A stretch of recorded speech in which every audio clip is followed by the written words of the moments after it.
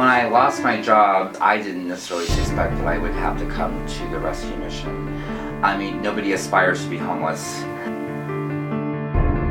My first night really experiencing homelessness was when I had a falling out with a friend of mine who I was couch surfing on. It was actually Thanksgiving evening. I was locked out of the apartment.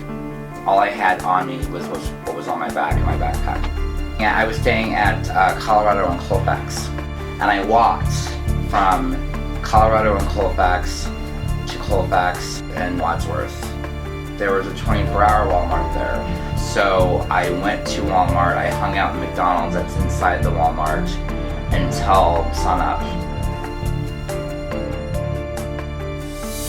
And then when the sun came up, I walked down from Wadsworth and Colfax back down into town to the rescue mission, and that's sort of when my journey began here.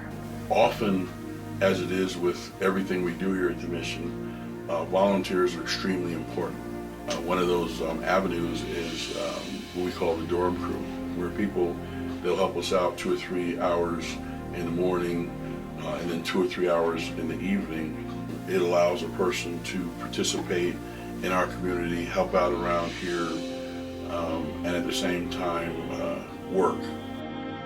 The instability that I experienced was not knowing from day to day where I would lay my head. Would it be on a mat in the chapel? Would it be upstairs in the dorm? Would it be offsite at E-Shelter? That stressed me out. I wanted to make sure that I had my housing assured every day. So the MAT team afforded me that stability, which is what I really liked. I remember when I was in bed 196 and Nicholas was my bunkmate. You know, we were all in the same situation. While this wasn't our permanent residence, it was definitely something that we created ourselves in terms of a community and in terms of getting to know each other. I mean, I'm a college graduate and I've had full-time jobs before, so I felt like I had that. But I felt like I needed to keep my skills sharp by way of having a place to go and having somewhere where somebody expected me to be on a daily basis. That was really important to me. So Melanie heard about a job that she thought would be really great for me, that would be a good fit for me. And they were looking for a part-time water delivery person. And so I interviewed for that job and ended up getting that job, which was great because it was my first time in a while that I was on someone's payroll. So I was now making money and I now had something in the bank. However, I still didn't have enough money to get out and have my own place. I was still staying at the mission.